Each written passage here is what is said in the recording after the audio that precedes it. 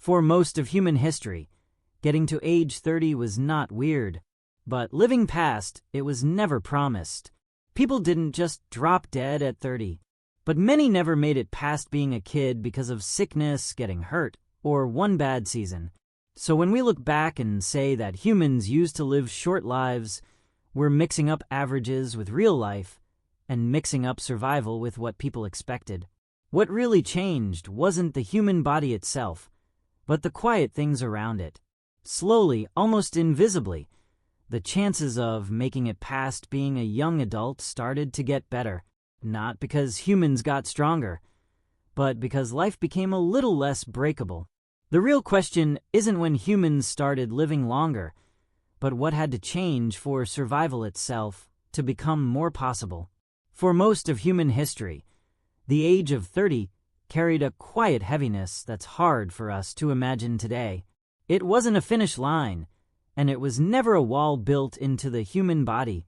Instead, it marked a doorway shaped by uncertainty, where survival up to that point had already filtered life through countless dangers.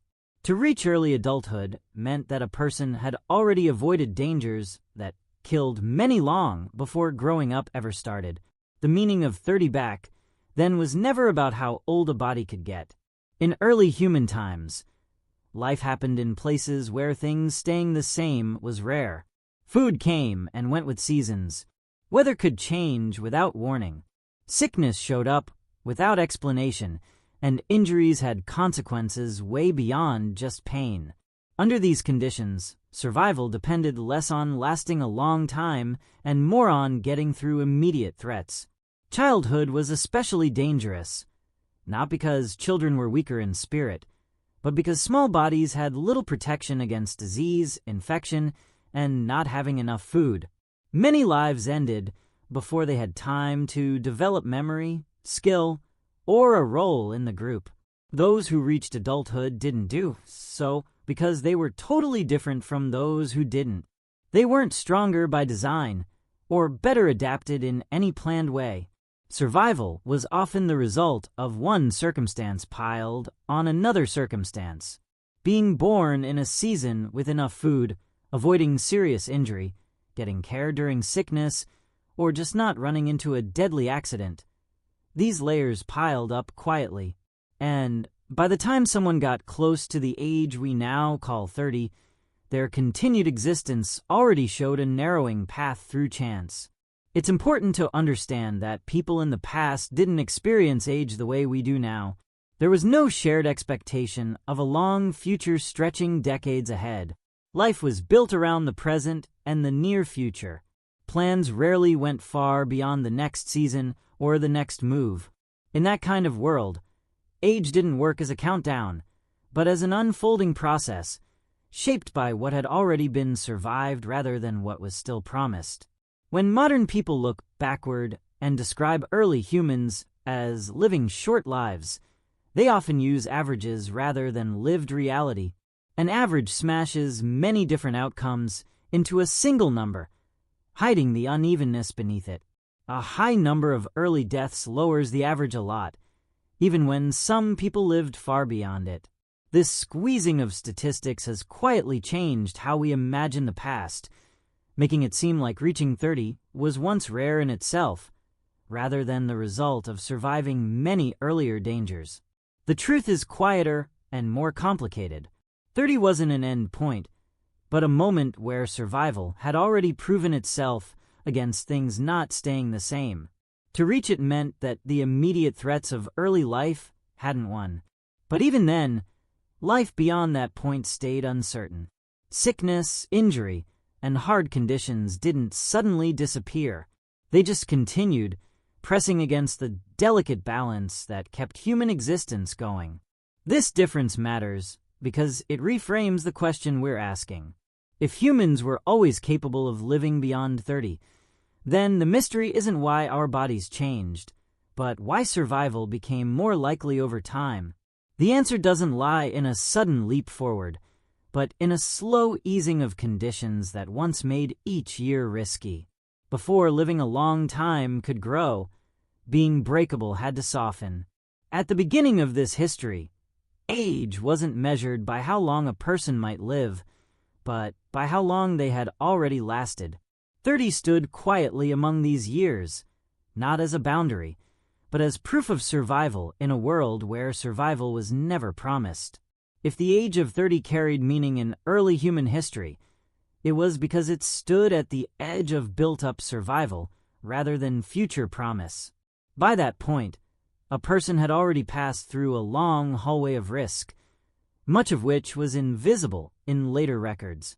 What we now squash into a single number once unfolded as a bunch of delicate moments, each capable of ending a life before it had the chance to grow up. The earliest years were the most important. Being a baby and being a kid exposed the human body to threats it was poorly ready to fight. Infection spread easily in small groups without cleanliness. Small injuries could become deadly without help. Times when food was scarce weakened growing bodies, leaving lasting effects even when survival continued. For many, life ended quietly during these early stages, long before age could be measured in decades. Because of this, the group of people that reached adulthood was never a fair sample of everyone who had been born. Those who survived into their 20s had done so not because early adulthood was safe, but because they had successfully avoided the most common causes of death that came before it. 30 then appeared as a kind of visible doorway, only because so much wearing away had already happened. This filtering effect shaped how age was seen. Early societies didn't track birthdays with exactness, and they didn't give symbolic meaning to specific numbers. But experience created its own markers. A person who had lived long enough to gain skill, memory, and social responsibility carried a quiet weight within the group. They had seen seasons repeat. They had witnessed births and deaths. Survival itself became a form of knowledge. Still, reaching 30 didn't bring security. Life beyond that point stayed exposed to the same uncertainties that had defined earlier years. Hunting accidents, environmental shifts, disease outbreaks, and fights between people continued to threaten existence. There was no moment when danger suddenly backed off. Instead, survival remained based on probability, shaped by circumstance rather than expectation. This is why it's misleading to imagine the past as a world where people simply died young.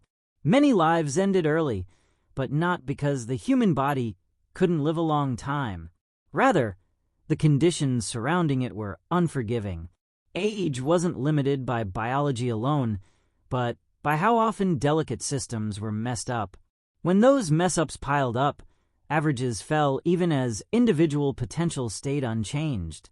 Understanding this helps explain why 30 became a point people thought about in later interpretations of history. It wasn't that life ended there, but that survival up to that age meant a narrowing of risk that had already happened. Each extra year lived beyond early adulthood showed another successful deal with chance. Living a long time in this sense wasn't a trait, but an outcome. As time passed, small shifts started to affect this balance. Some risks became slightly less frequent. Certain dangers lost their immediacy.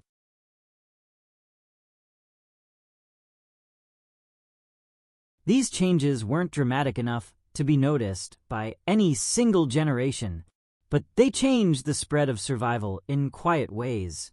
More people started to pass through early adulthood.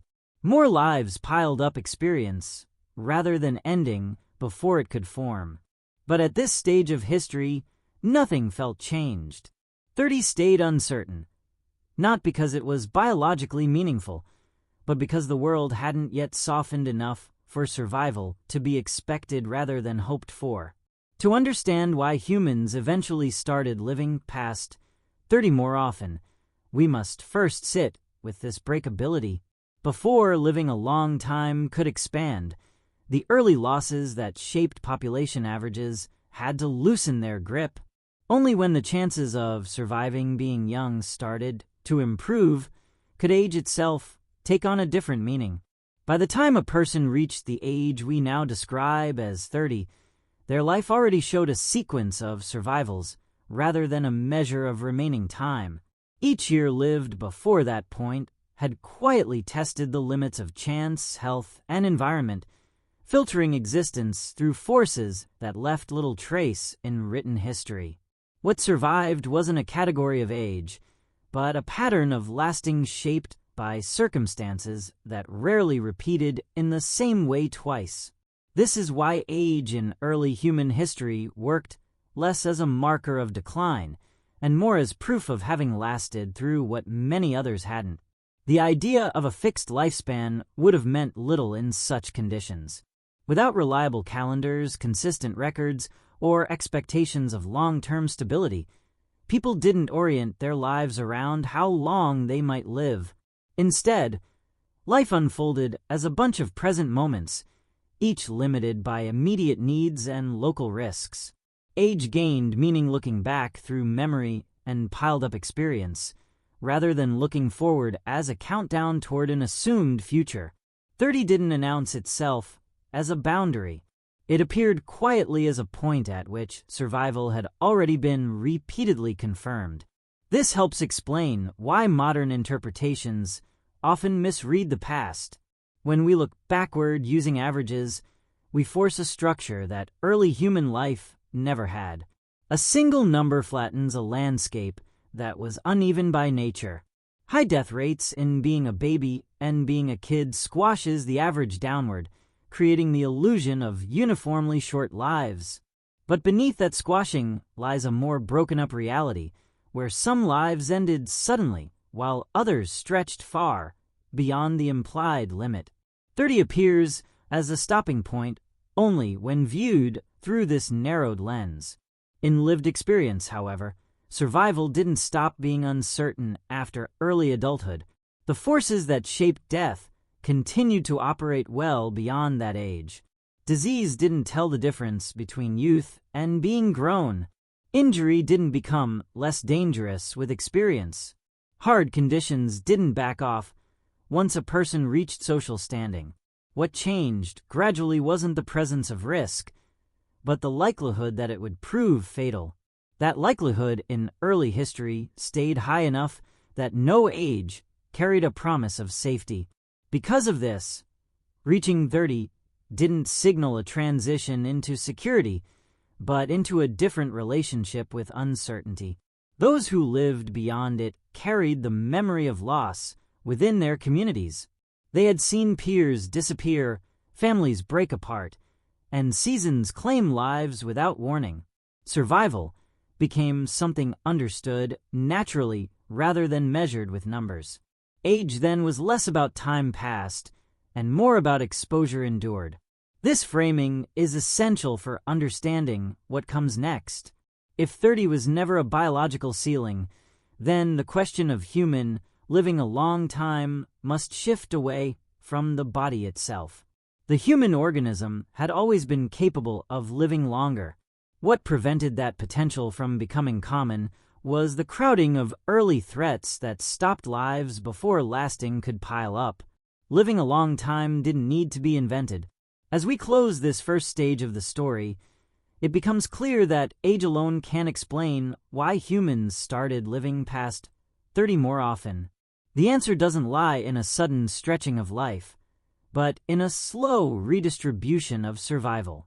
Before living a long time could become visible, breakability had to become less decisive. Before age could stretch forward, the earliest years had to stop collapsing inward. What changed first wasn't how long people lived, but how often they were allowed to continue living at all.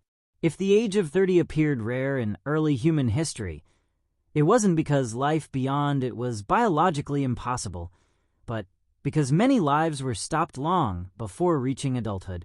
The most important factor shaping human survival wasn't how long people could live, but how many never had the chance to begin living at all. Long before age became visible as experience or memory, it was filtered by the delicate conditions of early life, where being vulnerable was highest and protection was limited. Being a baby represented the narrowest passage through which human life had to move. Newborns entered a world without immunity, dependent on care, food, and stable conditions that early societies couldn't reliably provide. Disease spread easily in close groups, often without clear cause or understanding. Small infections that would later become survivable were frequently fatal. Even when illness didn't claim a life outright, it weakened growing bodies in ways that reduced their chances of surviving later challenges. The earliest losses piled up quietly, shaping populations in ways that were felt but rarely measured. Childhood stretched this vulnerability rather than solving it. Falls, wounds, being exposed to cold or heat, and times when food was scarce all carried effects that modern societies tend to underestimate. Without consistent access to shelter, clean water, or medical knowledge, recovery was uncertain. Many children who survived being babies still didn't reach adulthood, not because they lacked toughness, but because the margin for error stayed thin. This bunching of early death had a big effect on how age appeared in historical records. When many lives ended, before adding to social memory, those who survived became more visible, creating the impression of a sharp divide between those who lived and those who didn't. But this divide wasn't drawn at a specific age. It was drawn across a bunch of early doorways, each one claiming lives before age could pile up meaningfully. For those who passed through these early stages, survival was already an achievement shaped by chance and care rather than design. Reaching the teenage years didn't remove danger, but it did shift its form. The body grew stronger, coordination improved, and immunity slowly developed through exposure. Even so, this improvement was gradual and uneven. Survival stayed dependent on factors outside individual control, including group support, conditions around them, and the unpredictable timing of hardship. Because early death was so common, it squashed population averages and twisted later interpretations of lifespan. The idea that humans once lived uniformly short lives comes from this squashing rather than from lived reality. Many people never approached adulthood, while others, having survived early vulnerability, could and did live for many decades. The average hides this difference, turning a landscape of unequal outcomes into a single misleading number. Understanding this pattern is essential for reframing the question of living a long time.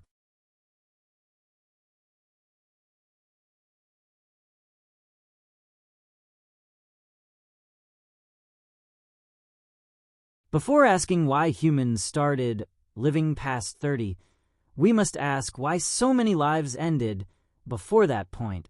The first shift toward longer life didn't involve stretching old age, but reducing early loss. Living a long time started not at the end of life, but at its beginning. Only when fewer lives were cut short in being a baby and being a kid could survival past early adulthood become more common, and only then could age itself start to stretch forward in human experience. Beyond being a baby and early childhood, the risks that shaped survival didn't disappear. They just changed their form. As people grew older, the threats they faced became less immediate, but no less important. Injury, exposure, and disease continued to shadow daily life, often coming from ordinary activities rather than rare events. Hunting, gathering, building shelter, or traveling across unfamiliar land carried constant physical danger. A fall, a cut, or a broken bone could turn routine movement into a life-threatening condition, not because the injury itself was severe, but because infection and not being able to move followed without reliable means of treatment. Disease stayed an ever-present force, operating without regard for age or experience. In early human groups, germs moved easily through shared spaces and limited hygiene. Fevers, breathing illnesses, and stomach infections could sweep through communities with little resistance. Immunity developed slowly and unevenly, shaped by earlier exposure rather than prevention. For many, survival depended on whether illness struck during a period of strength or weakness. Changing conditions made these risks worse. Seasonal shifts changed food availability and shelter conditions, placing stress on bodies already operating near their limits. Times of drought, cold, or too much heat increased vulnerability across all ages, but especially among those whose health had been hurt earlier in life. Even people who had survived childhood carried the piled-up effects of earlier hardship, which could come back under new pressure. Survival wasn't reset with age. It stayed a continuous deal with conditions that rarely stayed stable for long. Social structure played a critical role in shaping how these risks unfolded. People rarely faced danger alone, but the amount of support available varied widely. In some groups, cooperation reduced risk through shared work, group defense, and care for the injured or sick. In others, scarcity strained these bonds, leaving vulnerable members exposed. The presence or absence of social support could determine whether an injury healed or became fatal, whether illness was endured or ended a life. Living a long time, even at this stage, stayed embedded in relationships rather than biology alone. What makes this period particularly important is that it shows the absence of clear doorways. There was no age at which survival suddenly became likely. Instead, risk thinned gradually, influenced by built-up strength, experience, and social integration. The teenage years and early adulthood improved physical toughness, but they didn't remove vulnerability. Each year lived added experience, but each year also introduced new exposures. Survival stayed uneven, shaped by the balance between toughness gained and risk faced. This ongoing breakability explains why reductions in early death were so important for the appearance of longer life. When fewer lives were lost in being a baby and being a kid, more people entered later stages already strengthened by experience and partial immunity. This didn't remove danger, but it changed how it was spread out. Survival into adulthood became less exceptional, not because adulthood was safe, but because fewer lives were weakened beyond recovery before reaching it. Understanding this continuum of risk makes clear why living a long time couldn't appear suddenly. It appeared as the piled-up effect of slightly better outcomes at multiple stages of life. Fewer fatal infections, more recoveries from injury, a bit better food. Small shifts repeated across generations gradually changed the shape of survival without drawing attention to themselves. What looks like a stretching of life at the far end was, in reality, the result of countless narrow escapes earlier on. As long as risk stayed thick and unpredictable, age couldn't expand forward. Only when danger started to loosen its grip at each stage, not just at the end, did the possibility of living past 30 start to feel less like chance and more like continuity.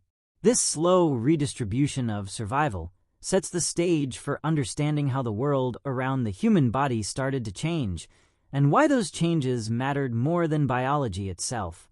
When we step back and look at early human survival as a whole, a clear pattern starts to appear.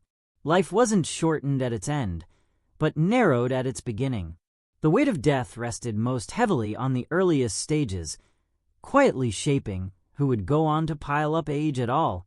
This imbalance meant that any change, however small, affecting survival early in life, would ripple forward through the entire lifespan, changing how age appeared without changing the human body itself. In such conditions, living a long time couldn't be understood as a trait that people had. It worked instead as a group outcome visible only when viewed across many lives. Each child who survived illness, each teenager who recovered from injury, each young adult who endured a season of scarcity added to a subtle shift in survival patterns. No single life marked the change, but together they changed the spread of age within a population. This is why the question of living past 30 can't be answered by focusing on later life alone. The roots of living a long time lie upstream in the reduction of losses that once clustered tightly around birth and growth. When fewer lives were lost early, more people entered adulthood with bodies that had already adapted through exposure. Partial immunity, physical conditioning, and learned behavior piled up quietly, increasing toughness without requiring any genetic change. Importantly, these improvements didn't remove danger. They simply made survival less dependent on rare luck. A child who survived repeated infections carried forward a strengthened immune response. A teenager who learned to move through terrain safely reduced the likelihood of deadly injury.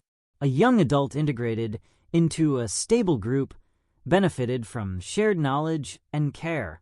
Each of these factors reduced risk bit by bit, shifting survival from exceptional to more common without ever becoming guaranteed. As early losses got smaller, the meaning of age started to change. 30 no longer stood as a distant doorway reached by few. It became a point that more lives approached naturally, not because risk had vanished, but because fewer lives had been removed before reaching it.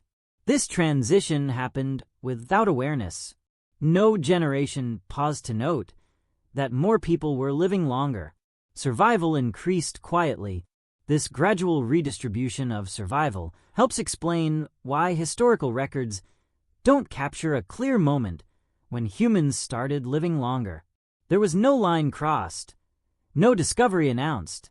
Living a long time came from piling up rather than innovation.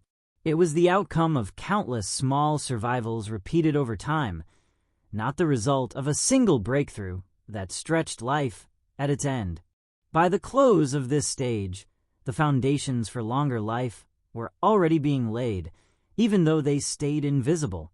The reduction of early death had started to loosen the grip that chance once held over human existence. Age could now stretch further, not because bodies had changed, but because fewer lives were being stopped before lasting could take hold. This understanding sets the stage for the next shift in the story. If survival was becoming more likely, something in the surrounding world must have started to change. The human body stayed largely the same, but the conditions pressing against it slowly softened. To see why living past 30 became more common, we must now turn away from death itself and look at the quiet changes in environment, behavior, and daily life that change the balance between breakability and survival. If human bodies didn't suddenly change, then the growing likelihood of living past 30 must be traced elsewhere. The answer starts not within the body, but around it. For early humans, survival was shaped as much by environment as by biology. The world pressing against the human body determined how often its limits were tested and how frequently those tests proved fatal. When that world started to soften, even slightly, survival patterns started to shift. Early human environments were defined by things not staying the same. Weather, food availability, and exposure changed constantly, often beyond prediction. A cold season could weaken bodies already strained by hunger. Heavy rains could spread disease. Drought could force movement into unfamiliar territory, increasing risk with every step. In such settings, the body operated close to its limits, leaving little margin for recovery when hardship struck. Living a long time was held back not by the body's potential, but by how relentlessly those limits were challenged. Over time, subtle changes started to change this pressure. Humans didn't tame their environment in a single moment. Instead, they learned to cushion themselves against its extremes. Simple shelters reduced exposure to wind and cold. Repeated use of familiar territories lowered the risk of dangerous encounters. Knowledge of seasonal patterns passed quietly between generations allowed groups to see scarcity coming rather than react to it blindly. None of these changes removed danger, but each reduced its intensity. This gradual cushioning mattered, because survival depends not only on the presence of threats, but on their frequency and severity. A single harsh winter could still claim lives, but fewer winters were lethal when shelter improved. Illness still appeared, but bodies weakened by exposure were less common. Injury stayed possible, but recovery became more likely when rest and protection were available. The environment didn't become safe, but it became slightly less hostile. These changes weren't spread out evenly. Some groups benefited earlier, others later, depending on geography, resources, and social organization. Living a long time didn't rise everywhere at once. It appeared in pockets where environmental pressure eased enough for survival to pile up across lifetimes. In these places, age started to stretch quietly without announcement or recognition. What makes this shift difficult to see in hindsight is its ordinariness. There were no monuments marking improved shelter, no records celebrating better seasonal planning. Daily life simply became slightly more survivable. Children endured fewer exposures. Adults recovered from hardship more often. The balance between breakability and toughness tipped slowly, almost invisibly. This environmental softening didn't require advanced technology or careful planning. It came from repetition and learning. Each generation inherited not only genes but habits. Where to camp, when to move, how to position shelters. These choices reduced unnecessary risk without changing the human body itself. Survival improved not because humans became stronger, but because they learned how not to be tested as often. As these patterns became stable, the early losses that once ruled survival started to loosen their grip. Fewer lives were stopped by exposure alone. More people carried strength forward into later years. 30 became less of a doorway, not because danger disappeared, but because the world pressed less harshly against those living within it. This shift marks a turning point in the story of living a long time. The human body stayed much the same, but its relationship with the surrounding world changed. Survival no longer depended only on enduring constant stress, but on moving through a landscape that had become slightly more predictable. To understand why humans started living past 30 more often, we must follow these quiet environmental adjustments, for they formed the first layer of protection that allowed age to stretch beyond breakability. Among the earliest ways humans reduced the pressure of their environment were changes so ordinary that they rarely appear dramatic looking back. Fire, shelter, and controlled use of space didn't change the world, but they changed how the world touched the human body. These adjustments created small zones of predictability within an otherwise unstable landscape, and it was within these zones that survival quietly became more likely. Fire offered more than warmth. It changed daily rhythms and reduced exposure to multiple risks at once. Heat lowered the toll of cold nights and harsh seasons, while light stretched waking hours in ways that increased coordination and awareness. Cooked food became easier to digest and less likely to carry certain germs, allowing bodies to pull more energy from the same resources. None of this got rid of hunger or illness, but it softened their impact. A body that kept strength through winter or recovered more quickly from sickness stood a better chance of enduring the next challenge. Shelter played a similar role. Early structures weren't permanent refuges, but even temporary protection reduced exposure to wind, rain, and extreme temperatures. By limiting the constant drain placed by the elements, shelter saved energy that could be redirected toward healing and growth. Sleep became less interrupted. Injuries had time to mend. Illnesses moved more slowly. Survival benefited not from removing danger, but from spacing it out, allowing the body moments of break. The organization of living space also mattered. As humans returned repeatedly to familiar locations, they reduced encounters with unknown hazards. Knowledge piled up about safe paths, dangerous terrain, and reliable resources. This familiarity lowered the frequency of accidents and reduced the likelihood of deadly mistakes. Living within known boundaries allowed groups to see risk coming rather than face it blindly, further easing the burden placed on survival. Food preparation marked another quiet shift. Beyond cooking, methods of sharing and storing food reduced how much food went up and down. Even modest cushioning against scarcity improved toughness, particularly for children and the injured. A body that didn't swing as sharply between abundance and lack kept stronger defenses against disease. These small food stabilizations repeated over time added to survival without changing biology itself. What's striking about these changes is their piled-up effect. Each adjustment alone offered limited protection. Together, they formed overlapping layers that reduced the intensity of hardship. Cold was less severe, hunger less sudden, illness less overwhelming, injury less immediately fatal. Survival improved not through dramatic innovation, but through the stacking of small gains. These developments didn't require conscious intent to stretch life. They came from necessity and repetition. Over generations, successful habits stuck around, quietly shaping the conditions into which children were born. The environment stayed challenging, but it became less relentlessly punishing. As these cushions piled up, early death continued to decline.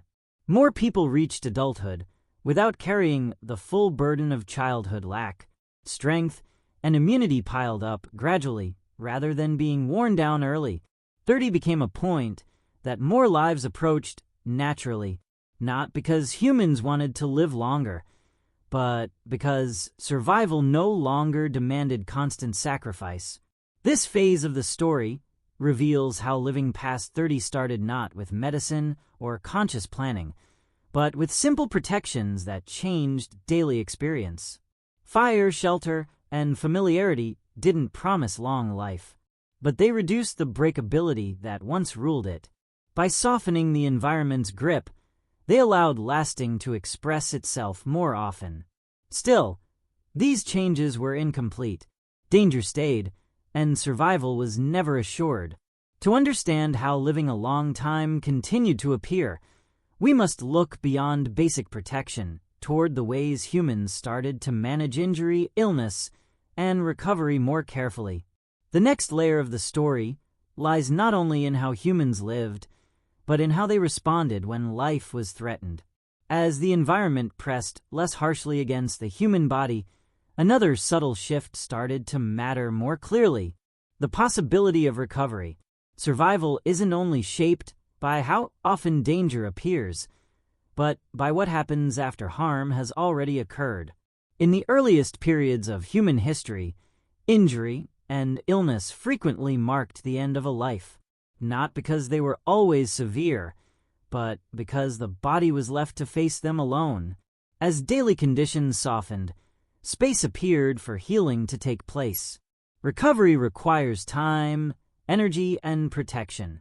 When exposure was constant and food unpredictable, the body rarely had access to any of these. A wounded person still needed to move, search for food, and endure the elements. Illness unfolded without rest. In such circumstances, even survivable conditions became fatal through exhaustion and neglect. The margin between injury and death stayed narrow, not due to the injury itself, but due to the lack of break. Gradually, this margin widened. More reliable shelter allowed injured bodies to stay still. Fire reduced the energy cost of staying warm. Better food supported immune responses that might otherwise have failed. These changes didn't cure disease or prevent injury, but they changed outcomes. A cut that once got infected could now heal. A fever that once weakened the body, beyond recovery, could now pass. Survival became less dependent on avoiding harm entirely and more dependent on enduring it. Equally important was the presence of others. As human groups became stable around shared spaces and routines, Care became possible in ways it hadn't been before. The injured could be watched over. The sick could be fed. Knowledge of what helped recovery, however rough, piled up through observation. These practices weren't medicine in any formal sense, but they worked as early forms of care, reducing how often common threats killed. This shift changed how risk was spread out across a lifetime. When recovery became more likely, early setbacks no longer guaranteed early death. People carried the marks of injury and illness forward rather than being removed from survival entirely. Over time, this piling up of lived experience strengthened groups as well as people. Knowledge passed from those who had endured, shaping behaviors that further reduced unnecessary risk. The impact on living a long time was indirect but big. Fewer lives ended suddenly in early adulthood. More people entered later years with bodies that had survived earlier stress. The probability of reaching 30 increased not because danger disappeared, but because danger lost some of its finality. Survival gained continuity. This continuity mattered because it allowed age to pile up meaning. When people lived long enough to remember past hardship and adapt behavior accordingly, survival improved across generations. Experience became a form of protection passed through shared practices rather than genetic change. Living a long time came from learning how not to die as often rather than learning how to live longer in the abstract. By the end of this stage, the human body stayed much the same, but its relationship with harm had shifted. Injury was no longer an automatic sentence. Illness was no longer always decisive. Recovery, once rare, became possible often enough to change survival patterns quietly. 30 stood less as a delicate doorway and more as a point reached through piled up lasting. This completes the role of environment in the early expansion of human living a long time. Survival no longer depended only on avoiding misfortune, but on enduring it within conditions that allowed healing to occur. To understand how this process continued, we must now turn to the role of shared life, cooperation, and social bonds. For it was within communities that survival became something humans could sustain together. As survival became less dependent on enduring the environment alone, another quiet force started to reshape human living a long time. The presence of others changed the balance between breakability and lasting in ways no individual body could achieve on its own. Cooperation didn't remove danger, but it redistributed it, making survival less alone and more shared. In this shift, living a long time started to appear not as a personal achievement, but as a group condition. Early human groups had always existed, but the depth of depending on each other within them changed over time. When daily life became stable enough for repeated interaction, people no longer faced injury, illness, or scarcity alone. Tasks were divided. Knowledge was shared. Vulnerability became visible rather than hidden. These changes transformed how risk worked within a group. An injured person wasn't always abandoned to chance. This mattered because many causes of early death weren't instant. Illness often unfolded over days. Injury got worse through neglect rather than severity. Hunger weakened bodies gradually. In a solitary context, these slow processes often proved fatal. Within a group, time could be bought. Food could be shared. Rest could be protected. Survival gained duration, and duration increased the likelihood of recovery. Cooperation also reduced exposure to certain risks altogether. Shared work meant fewer dangerous tasks fell on a single person. Group watchfulness lowered the chance of surprise threats. Experience piled up across multiple lifetimes rather than being lost with each death. A group remembered what a person couldn't. This memory shaped behavior, subtly guiding choices away from unnecessary danger. Importantly, these benefits didn't require careful concern for living a long time. Groups didn't cooperate to stretch lifespans. They did so because cooperation improved immediate survival. But over time, these immediate gains piled up. Fewer deaths happened from neglect. More people stayed active contributors longer. Age started to stretch forward, not because life was valued differently, but because survival was supported more consistently. The presence of older people further reinforced this process. Those who lived long enough to pile up experience became sources of guidance. Even if informally, knowledge of seasons, terrain, and recovery practices stayed within the group rather than vanishing with each loss. This continuity strengthened survival across generations without changing human biology. Social bonds also shaped how care was spread out. Family ties, familiarity, and shared dependence increased the likelihood that resources would be given toward the vulnerable.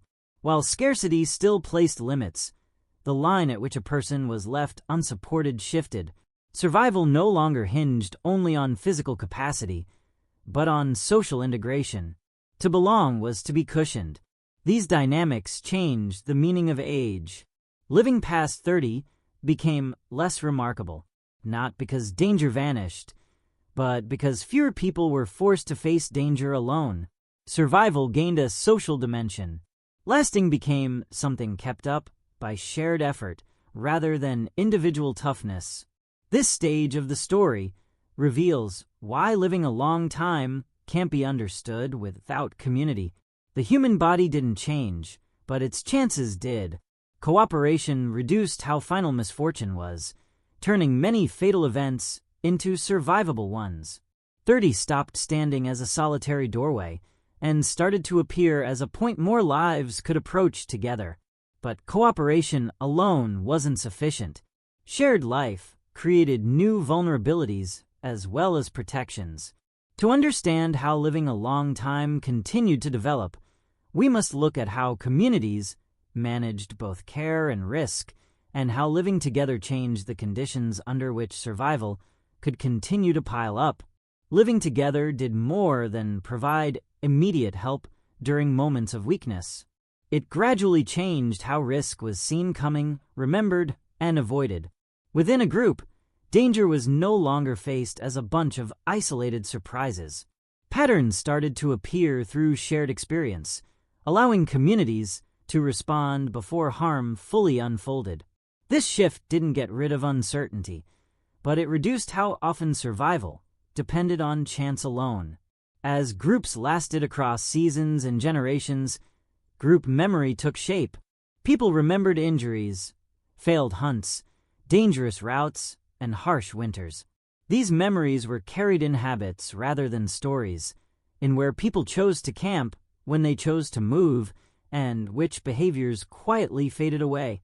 Risk became something managed indirectly, guided by piled-up experience rather than conscious calculation. Care within these groups also grew beyond immediate crisis response. When illness or injury happened, support often stretched beyond the first moment of danger. The sick weren't only fed, but protected from further exposure. The injured weren't only helped once, but relieved from tasks that could make their condition worse. This continuity of care mattered, because many fatal outcomes resulted not from the initial event, but from repeated strain during recovery. By stopping that strain, communities widened the space in which healing could occur. This redistribution of effort changed the path of many lives. People who might have given in to long weakness instead recovered slowly. Time became a resource shared by the group. One person's reduced contribution was balanced by others, allowing survival to continue without immediate cost to the group. Over time, this flexibility reduced how often vulnerability turned into death. These changes also influenced how energy was spent across a lifetime. In alone survival, every person must constantly operate near their limits. Within a cooperative group, effort could be adjusted. Periods of rest became possible without immediate consequence. This adjustment saved strength and reduced piled-up damage to the body. living a long time benefited not from increased energy, but from reduced exhaustion. Importantly, these dynamics didn't require equality or perfect cooperation. Support was uneven and often limited by scarcity. But even limited cooperation produced measurable effects. Small increases in recovery rates, modest reductions in fatal neglect, and slightly improved protection during vulnerability piled up over time. Survival curves shifted quietly, changing who lived long enough to age at all. As more people survived into later adulthood, the structure of communities changed in return. Groups with a wider range of ages carried broader experience. Older people didn't rule survival, but they added to stability through memory and continuity. Their presence reinforced practices that reduced unnecessary risk, creating feedback loops that further improved survival chances for younger members. This back-and-forth relationship between community and living a long time reveals why living past 30 became more common without anyone noticing. No rule was rewritten. No boundary was crossed. Survival simply became less brittle. The loss of a single person no longer erased piled-up knowledge. Care stretched beyond emergencies. Risk was spread out rather than bunched up. But these social structures also brought new challenges. Crowded living increased disease transmission. Dependence created vulnerability to group failure. Living a long time advanced alongside new forms of breakability. To understand how humans continued to move through this balance, we must look at how communities refined their internal organization and adapted to the pressures created by living closely together. As cooperation became more embedded in daily life, human communities started to develop a subtle form of stability that had rarely existed before. This stability didn't get rid of danger, but it reduced how suddenly life could fall apart. Survival no longer depended only on immediate strength or constant alertness. Instead, it became supported by shared routines that absorbed shock and softened loss. With repeated interaction came predictability. Tasks followed familiar rhythms. Roles appeared naturally based on ability and experience. When people knew what was expected of them and what they could expect from others, fewer risks came from confusion or bad judgment.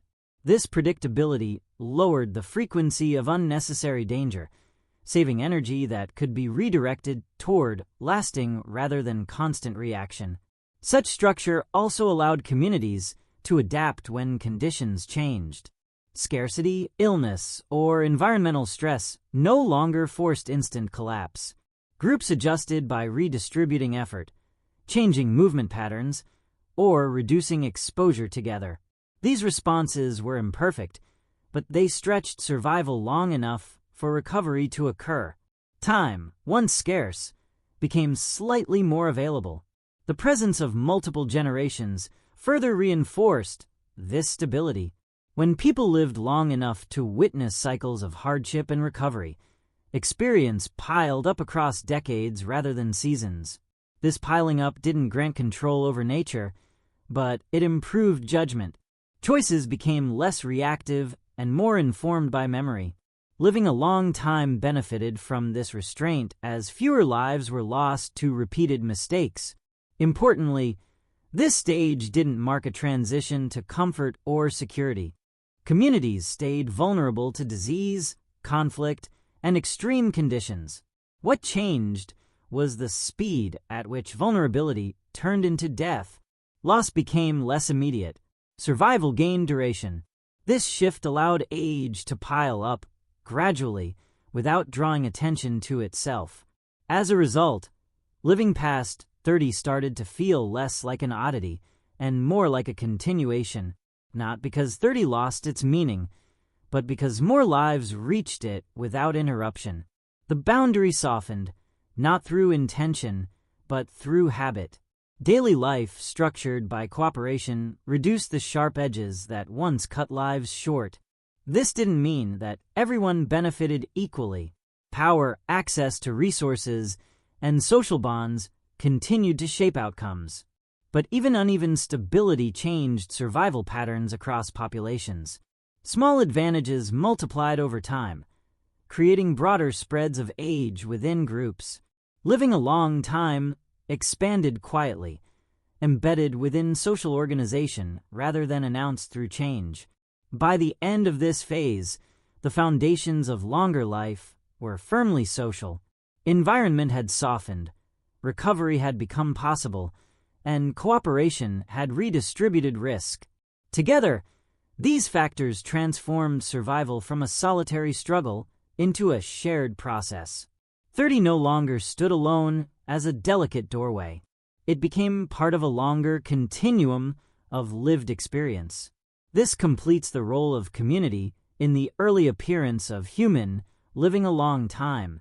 Survival had become something humans could sustain together, even in a world that stayed uncertain. To understand how living a long time continued to stretch beyond this point, we must now turn to the slow rise of stability itself, how patterns of living became more predictable over generations, and how this predictability further reduced the randomness that once ruled human life. As cooperation made daily life stable, another quiet transformation started to take shape: predictability. Survival had long been ruled by randomness, by events that arrived without warning and demanded immediate response. Over time, however, human life became slightly less reactive and slightly more able to see things coming.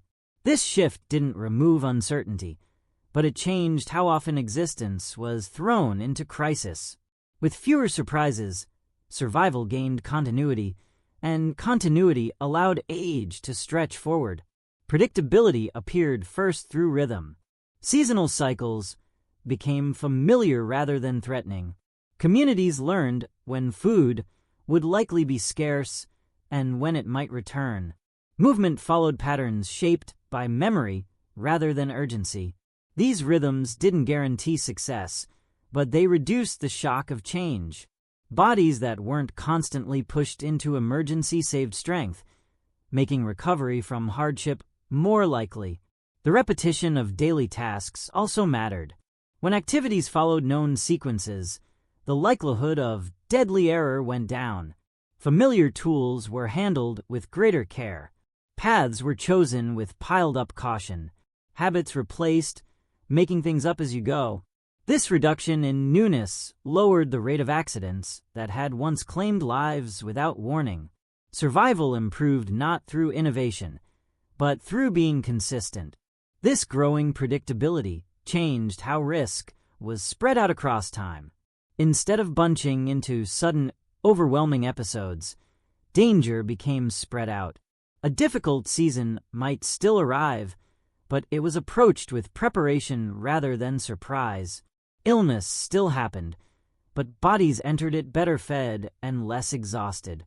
Injury still happened, but recovery was supported by routines that allowed rest and protection.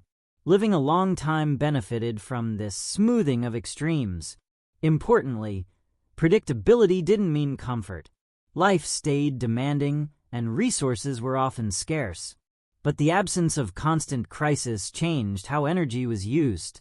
Less effort was spent reacting, and more could be saved for lasting.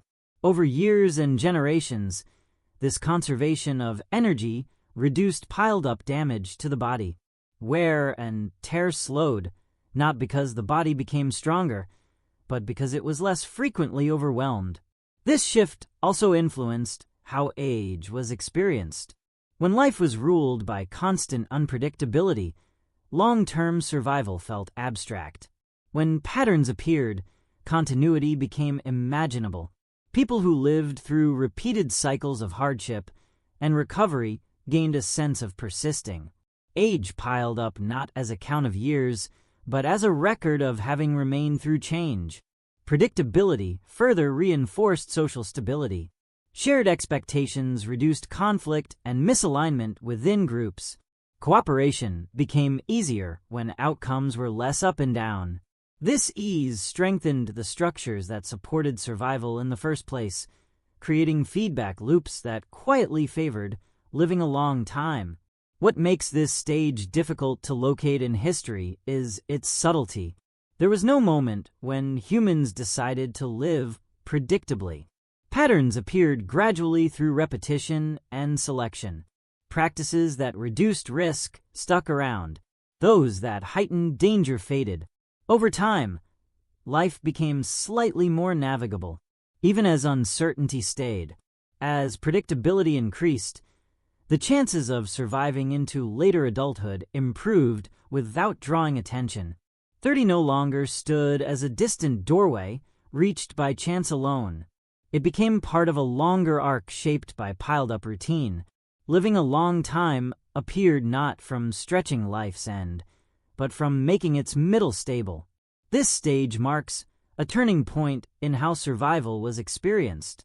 The world stayed imperfect and demanding, but it became less jumpy. For the first time, survival could be kept up across years rather than moments.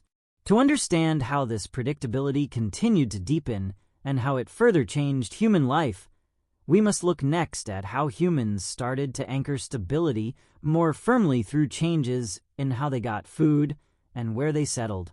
As predictability deepened, it started to anchor itself not only in habits, but in place. Human life slowly shifted from constant movement toward repeated return. Campsites became familiar. Territories were revisited. Certain locations started to hold memory rather than serving as temporary refuge. This gradual attachment to place didn't appear as a decision to settle, but as a practical response to reduced uncertainty. Where survival was more likely, return made sense. This change changed the rhythm of risk. Constant movement exposed bodies to unfamiliar terrain, unknown germs, and unpredictable encounters. Returning to known locations reduced these hazards. Groups learned where water was safest, where shelter held best against weather, and where food could be found with less effort. Familiarity replaced exploration. Survival benefited not from discovery, but from repetition. With repeated return came subtle forms of preparation. Even without permanent structures, humans started to see future needs coming.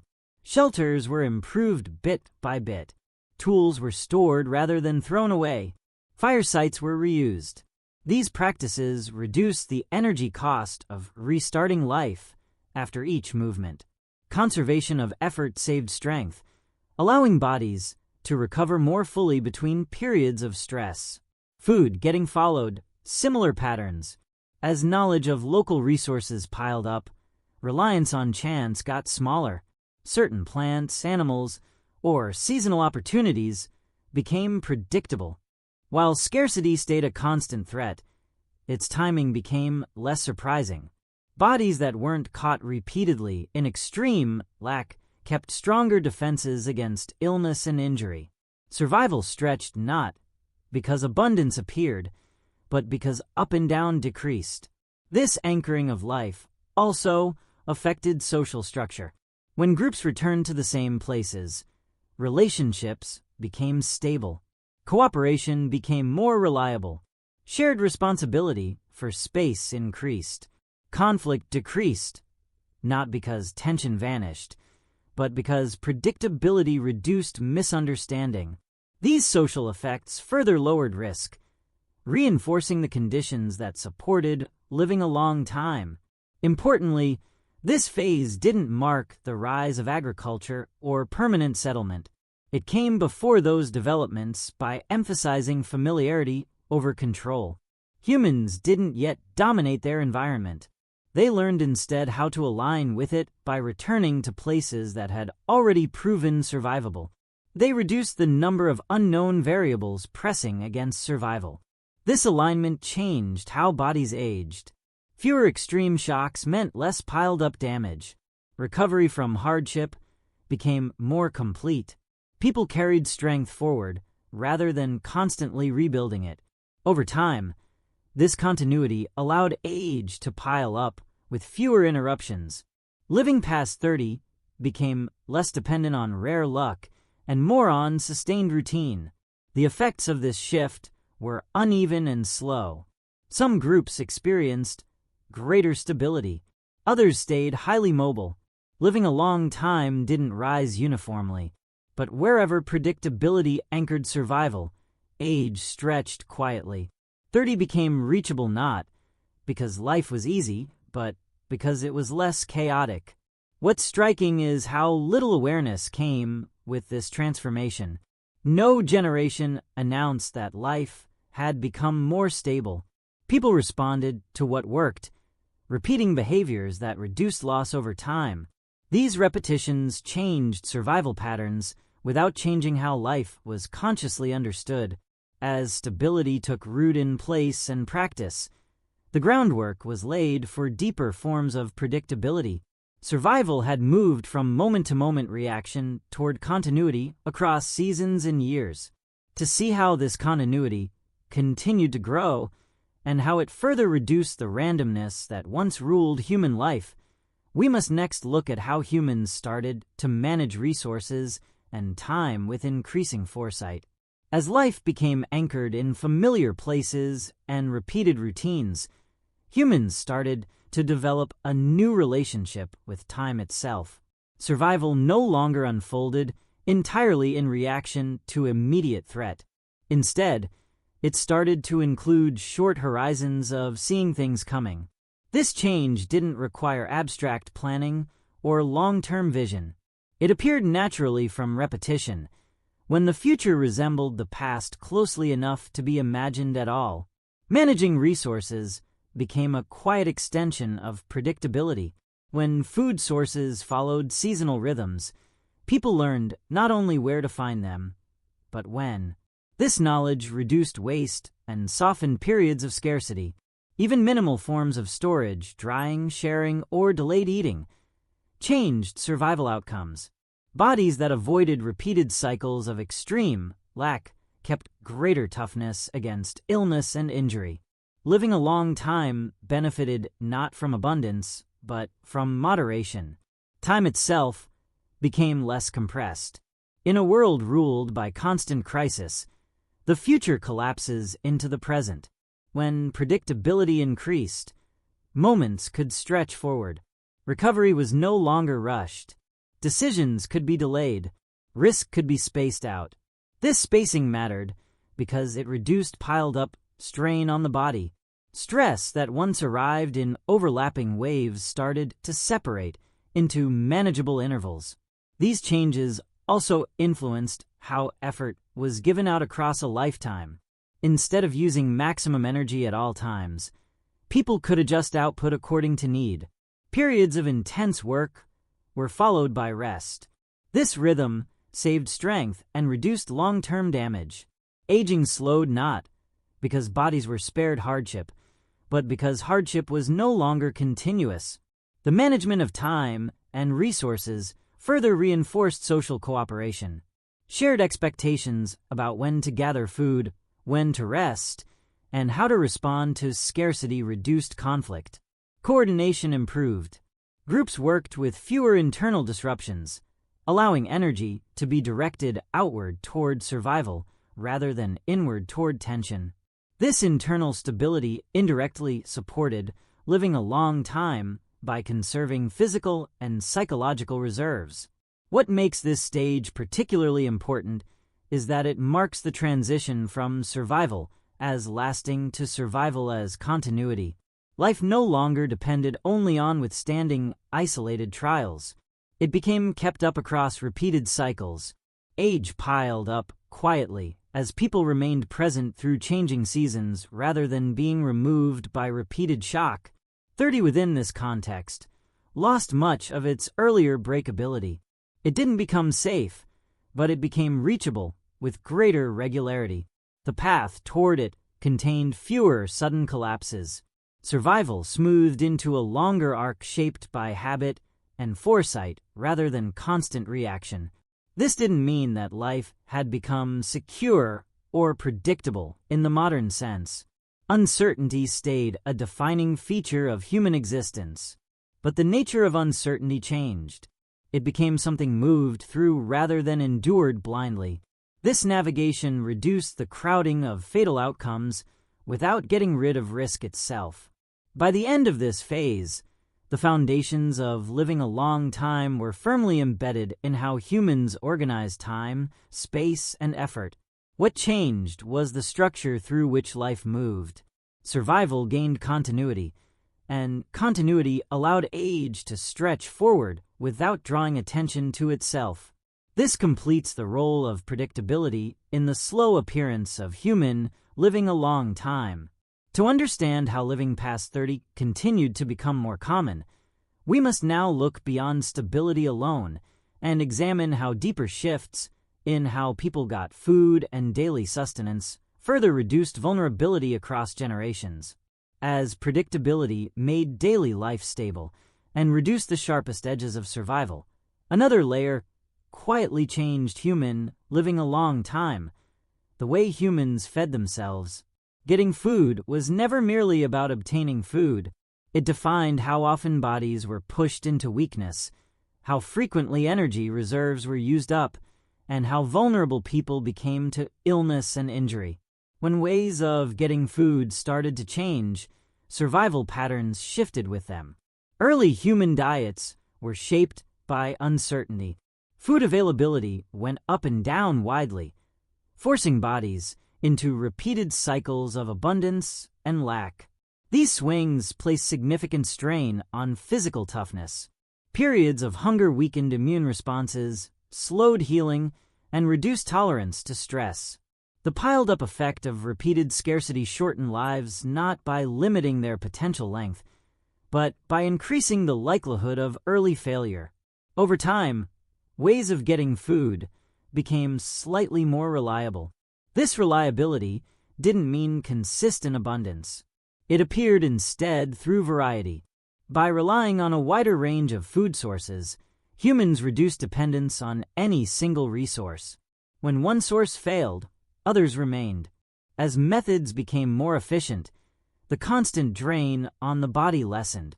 Reduced exhaustion lowered the risk of injury and improved resistance to disease. Survival stretched not because food became plentiful, but because effort became more sustainable. This sustainability mattered most during periods of stress. When illness struck or injury happened, people with greater energy reserves lasted longer. Recovery became more likely when bodies weren't already operating at their limits. In this way, ways of getting food indirectly widened the margin between survival and collapse.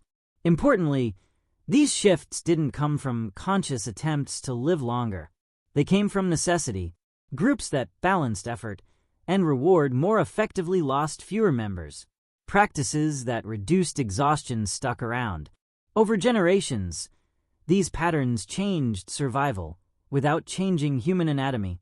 As getting food became stable, age started to pile up with fewer interruptions. 30 became less exceptional not because danger vanished, but because fewer lives were undermined by repeated nutritional stress. Bodies reached adulthood with greater toughness, and that toughness carried forward into later years. This phase reveals how living a long time is tied to maintenance rather than extension. Survival depends not only on avoiding catastrophe, but on keeping up strength between crises. When getting food reduced the frequency and severity of weakness, life stretched quietly. But getting food alone couldn't ensure continuity. Even with improved nourishment, bodies stayed vulnerable to sudden loss.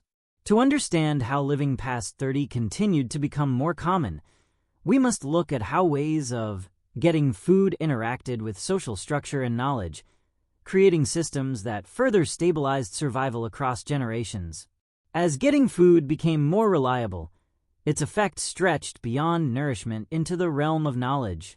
Survival was no longer shaped only by what was eaten, but by what was remembered. Each successful strategy for finding, preparing, and sharing food carried information that could be reused. Over time, this piling up of practical knowledge reduced uncertainty, allowing groups to avoid repeating failures that had once cost lives.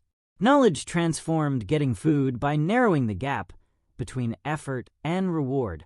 When people understood which foods were safe, which were seasonal, and which required preparation, poisoning, starvation, and wasted energy went down, not because danger vanished, but because experience filtered choices. Survival benefited from this filtering, as bodies were less frequently exposed to unnecessary risk. This transfer of knowledge was rarely formal. It happened through observation, imitation, and habit. Younger members learned by watching elders prepare food, choose routes, and time activities. These patterns stuck around not because they were understood abstractly, but because they worked. Over generations, effective practices became embedded in daily life, shaping survival without conscious design. The presence of people who had lived longer played a critical role in this process. Those who reached later adulthood carried memories of past scarcity and recovery. Their experience informed decisions about when to move, what to eat, and how to respond to stress. Living a long time reinforced food stability by preserving this memory within the group. Survival, in turn, supported living a long time by allowing memory to persist. This feedback loop changed how risk piled up across a lifetime. Instead of facing each challenge as new, people encountered familiar situations with inherited responses. This reduced the physical and psychological cost of adaptation. Bodies saved energy, and stress responses became more measured. Living a long time appeared not from getting rid of hardship, but from reducing its newness. Getting food knowledge also shaped social roles. As expertise separated out, people contributed in ways that matched ability rather than strength alone. Older members could guide, prepare, or coordinate rather than compete physically. Age stopped being a liability as long as experience remained useful. Importantly, these developments didn't create equality or security. Scarcity still placed limits. Knowledge could fail under unprecedented conditions, but even partial understanding reduced fatal error. Fewer lives were lost to avoidable mistakes. More people carried strength and memory forward. As ways of getting food became stable through shared knowledge, the spread of survival shifted again. Fewer lives were undermined by ignorance. More reached adulthood with skills that reduced risk. 30 became reachable with greater consistency, not because life was easier, but because it was less blind. This stage highlights how living a long time depends on continuity of information as much as continuity of food. Survival improved when experience piled up rather than being erased by loss. The human body stayed unchanged, but its decisions were guided by a longer memory. As this memory deepened, getting food became less reactive and more adaptive. Groups adjusted to change with fewer losses. Living a long time stretched quietly as survival drew upon the past rather than starting new each time. To understand how this process continued to unfold, we must look next at how getting food and knowledge started to reshape social structure itself, creating new forms of stability that further reduced vulnerability across generations. As ways of getting food became stable and knowledge piled up, age itself started to take on a different role within human groups. Survival was no longer tied exclusively to physical strength or speed. Instead, it became increasingly connected to usefulness, memory, and contribution in varied forms. This shift changed how older people fit into the structure of daily life, and in doing so, it quietly stretched the path of survival beyond early adulthood. In earlier conditions, when getting food demanded constant hard work, those who couldn't keep pace faced immediate risk. Weakness turned quickly into exclusion, and exclusion often meant death. As methods of obtaining and preparing food became more efficient, effort could be spread out rather than bunched up. Groups no longer relied only on peak physical output from every member. This redistribution reduced the penalty of aging, allowing people to remain integrated even as their bodies changed. Older members contributed through guidance rather than labor alone. Experience informed decisions about timing, location, and response to scarcity. This guidance reduced costly errors, indirectly protecting the group's survival. In this way, age transformed from a liability into a stabilizing force. Living a long time was reinforced not by physical dominance, but by relevance. This change mattered because it changed the selective pressure acting on survival. When older people could remain useful, they were less likely to be abandoned during periods of stress. Care stretched further across the lifespan. Survival no longer depended only on present capacity, but on piled-up contribution. This broadened the window in which life could continue.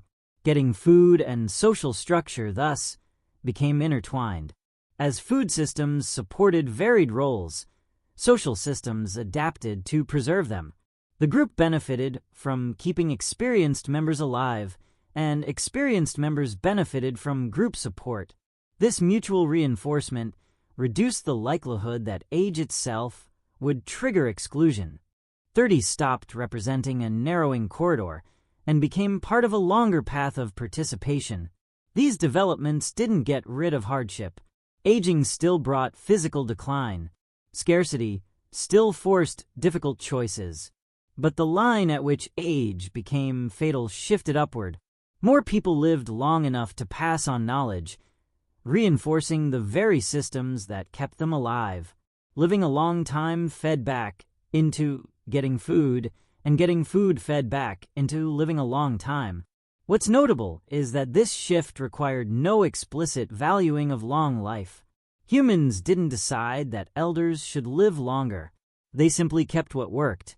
Groups that preserved experience survived better than those that didn't. Over time, this practical advantage changed survival patterns without changing human intention. As age stretched, the structure of daily life changed again. With more people living beyond early adulthood, continuity increased. Knowledge deepened. Getting food became more adaptive. Each extension of survival strengthened the conditions that allowed further extension. Living a long time appeared as a piled-up effect rather than a goal. By the end of this phase, living past 30 was no longer an oddity defined by chance alone. It had become supported by getting food systems that valued experience alongside strength. The human body had not changed, but its social environment had adjusted to carry it further. This completes the role of getting food in the slow expansion of human living a long time. Survival had become sustainable across a wider range of ages, not because life was safer, but because it was structured to include more forms of contribution. To understand how living a long time continued to grow beyond this point, we must now turn to the deeper transformations that followed when stability hardened into long-term patterns that changed human existence at its core. As getting food became stable and age became less exclusionary, human life started to settle into longer patterns that stretched beyond individual experience. Survival was no longer shaped only by immediate conditions or short-term adaptation. Instead, it started to reflect continuity across generations. This continuity didn't come from conscious planning for the distant future, but from the piling up of practices that worked well enough to stick around. With fewer lives ending suddenly, knowledge and behavior gained time to mature. Groups no longer reinvented survival. With each generation, lessons learned through hardship stayed present, shaping decisions long after the original circumstances had passed. This persistence reduced repeated loss, as mistakes that once claimed lives were less likely to be repeated. Living a long time benefited from this restraint, as fewer lives were cut short by avoidable error. Stability also changed how humans related to uncertainty. When survival stretched across longer spans, the future became something that could be imagined, even if vaguely.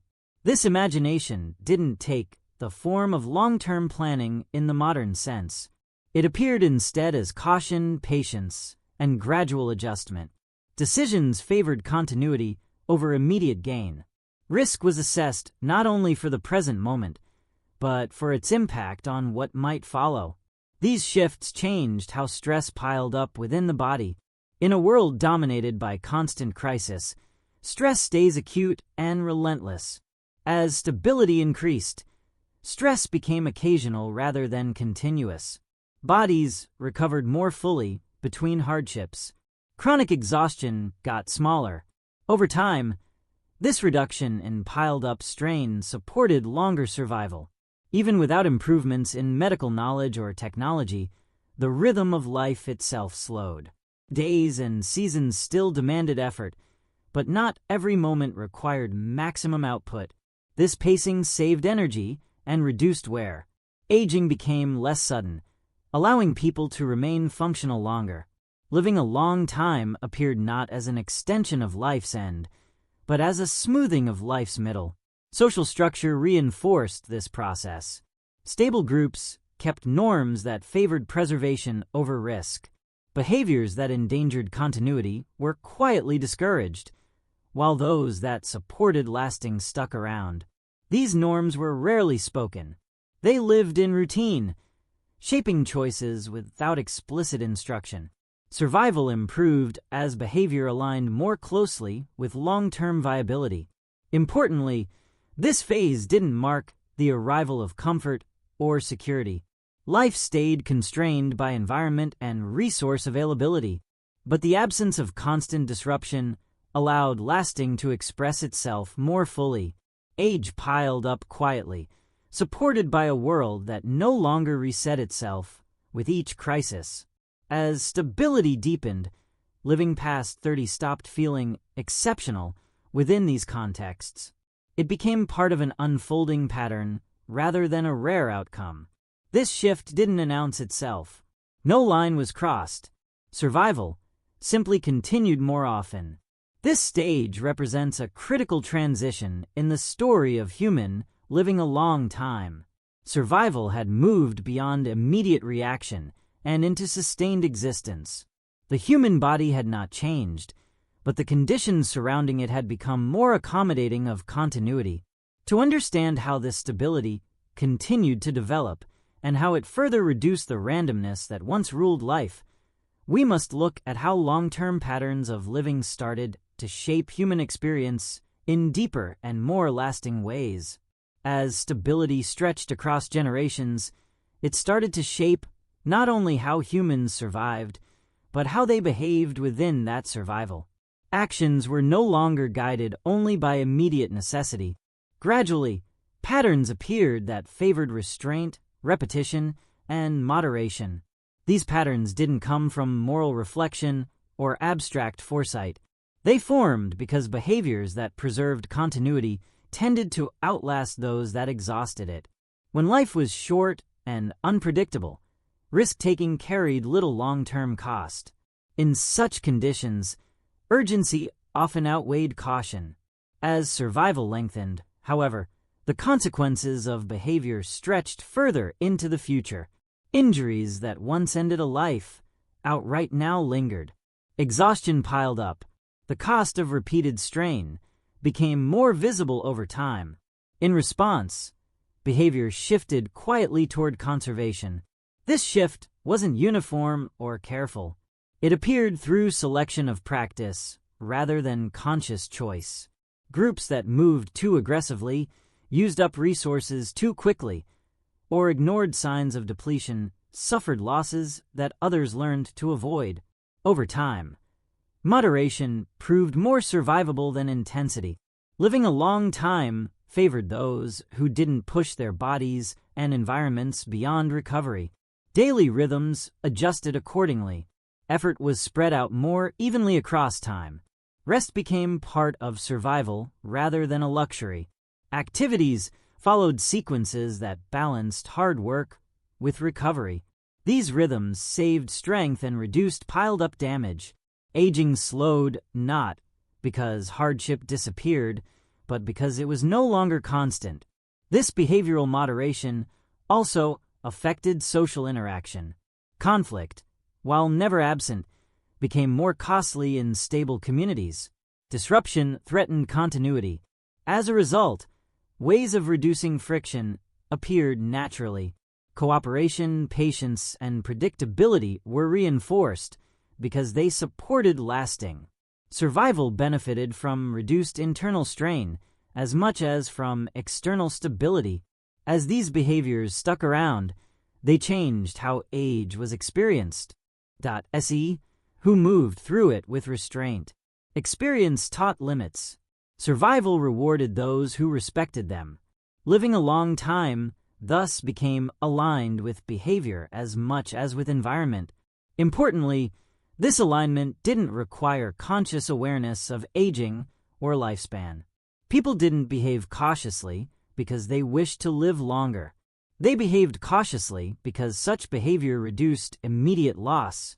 Living a long time appeared as a side effect of living in ways that preserved continuity. As moderation spread, survival patterns shifted again. Fewer lives were lost to exhaustion, repeated injury, or preventable conflict. Age piled up more smoothly. 30 became less of a doorway marked by wearing away and more of a point along a longer path shaped by sustained balance. This stage reveals how living a long time is intertwined with behavior shaped by stability. When life stretches, the cost of excess increases. Survival starts to favor those who last rather than those who use up. This quiet recalibration of behavior further reduced the randomness that once ruled human life. To see how this process continued and how stability deepened beyond behavior into more structured forms of existence, we must look next at how long-term patterns hardened into systems that changed human environments and expectations more permanently. As moderation and continuity became embedded in behavior, they gradually solidified into structures that shaped daily life more permanently. What had once existed as flexible habits started to harden into expectations. Survival was no longer negotiated new with each generation. Instead, it unfolded within patterns that were already in place, patterns that reduced uncertainty before it could put pressure on the body. These structures weren't formal institutions. They appeared as routines repeated often enough to feel inevitable. Paths were taken because they were always taken. Resources were managed because they always had been. Roles were taken on because experience suggested where each person belonged. This quiet ordering of life reduced friction and saved energy, allowing survival to stretch without drawing attention to itself. With structure came predictability at a deeper level. Decisions required less thinking things through. Responses to stress followed familiar sequences. When hardship arrived, groups didn't make things up entirely. They relied on established ways of coping. This reliance reduced error and saved strength, lowering the chance that crisis would get worse into collapse. As life became structured, time itself gained coherence. Days followed rhythms that balanced effort and recovery. Seasons guided expectation rather than surprise. This coherence mattered because it reduced piled-up strain. Bodies aged within a framework that supported maintenance rather than constant repair. Living a long time benefited from this sustained alignment between effort and rest. Structure also changed how people moved through different stages of life. Transitions became less sudden. Aging didn't force sudden withdrawal from participation. Instead, roles adjusted gradually. Experience replaced hard work. Guidance replaced labor. This gradual shift preserved social integration, allowing people to remain supported even as physical capacity changed. This integration mattered because exclusion stayed one of the greatest threats to survival. Structured life reduced the likelihood that age alone would isolate people. As long as contribution remained possible, survival remained shared. 30, once a delicate doorway, became simply another point along a continuum shaped by participation rather than lasting alone. Importantly, These structures didn't get rid of risk. They contained it. Danger still existed, but it was faced within a framework that limited its reach. Fewer lives were lost to chaos. More survived long enough to pass through multiple stages of life. Living a long time expanded quietly, embedded in the architecture of daily existence. This stage represents the moment when survival stopped being occasional and became sustained. Life no longer hinged only on isolated acts of lasting. It flowed within systems that absorbed shock and spread out effort. Age piled up as part of this flow rather than in opposition to it. By the close of this phase, living past 30 was no longer defined primarily by chance. The human body stayed unchanged, but the world it inhabited had become more accommodating of continuity. Living a long time appeared not as an extension of life's limits, but as a consequence of living within patterns that reduced unnecessary loss. This completes the role of long-term stability in the story of human living a long time. Survival had transitioned from reaction to continuity, from habit to structure. To understand how this process carried forward into even deeper transformations, we must now turn to the next stage, where stability started to reshape environments and expectations in ways that would further stretch human life. As life became structured and continuity replaced constant reaction, an unusual consequence appeared. Living a long time advanced without being noticed. No one paused to mark the moment when humans started living longer. There was no generation that felt suddenly extended. Survival changed too slowly, too quietly to register as transformation. Age piled up not as an event, but as a background condition. This invisibility is central to understanding why living a long time appears slippery in historical memory. When changes unfold gradually, they fail to trigger awareness. Each individual life still contained illness, injury, and loss. Hardship stayed present. From within lived experience, nothing felt radically improved. But across many lives, survival patterns were shifting. More people reached adulthood. More continued beyond it. The curve bent even though no one felt it bend. Living a long time didn't announce itself because it didn't change daily perception. People simply survived what others before them might not have. The extension of life happened between generations, not within them. Each life felt normal to itself, even as the average quietly drifted upward. This gradualism hid change. When death rates go down slowly, it's experienced as continuity rather than improvement. Death stays familiar. Loss still happens. The absence of catastrophe is rarely noticed. What disappears first are the extremes, the sudden collapses that once ruled survival. Their absence creates no event, only a quieter landscape. The invisibility of living a long time also comes from how humans perceive time. We notice sharp transitions, not slow gradients. Survival improved through small reductions in risk, each too small to command attention. Fewer fatal infections, more recoveries, slightly better food. These shifts piled up silently, leaving no clear boundary between before and after. Historical records, where they exist, further hide this process. Written history tends to capture events, not distributions. It records wars, famines, and rulers, not the absence of early death. Living a long time advanced in the spaces between such records, within ordinary lives that left little trace. The story of living past 30 unfolded largely outside documentation. This explains why modern observers often search for a cause that doesn't exist. There was no single innovation that unlocked longer life. No turning point when humans crossed a line. Living a long time appeared as an outcome of stabilization rather than invention. The commonness of living past 30 also changed how loss was perceived. Death stayed present, but it happened later and less frequently in early life. This delay changed the emotional landscape of survival. Bonds lasted longer, attachments deepened, memory stretched across shared experience, rather than being cut short repeatedly. Life gained continuity, not through the absence of death, but through its postponement. Importantly, this stage didn't create uniform, living a long time. Many lives were still lost to disease, injury, or hardship. Survival stayed uneven, but the balance had shifted.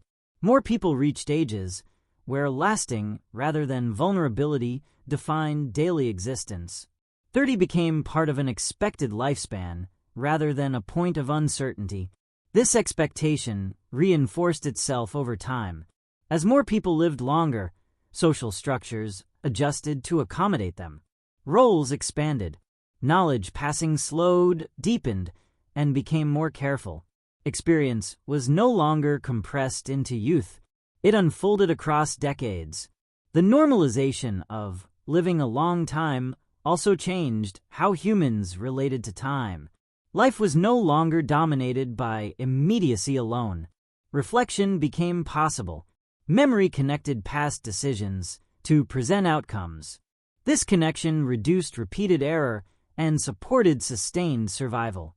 Living a long time became embedded in how life was lived, not merely how long it lasted. This phase marks a subtle but big transition. Living past 30 was no longer notable. It became the baseline from which further life unfolded. Survival had crossed from rarity into expectation without ever crossing a visible boundary. To understand how this commonness continued to shape human society, we must now look at how extended life started to influence responsibility, planning, and the organization of meaning across longer lifespans, and how living a long time itself became a foundation rather than an outcome. As living past 30 became expected rather than exceptional, responsibility started to stretch across a longer span of life. Survival was no longer bunched up in the urgency of early years alone. Instead, it unfolded through extended phases of contribution, care, and accountability. This extension quietly changed how humans understood their place within the group and the time they occupied within it. When life was short, responsibility arrived early and ended suddenly. Skills were learned quickly. Roles were taken on with little preparation.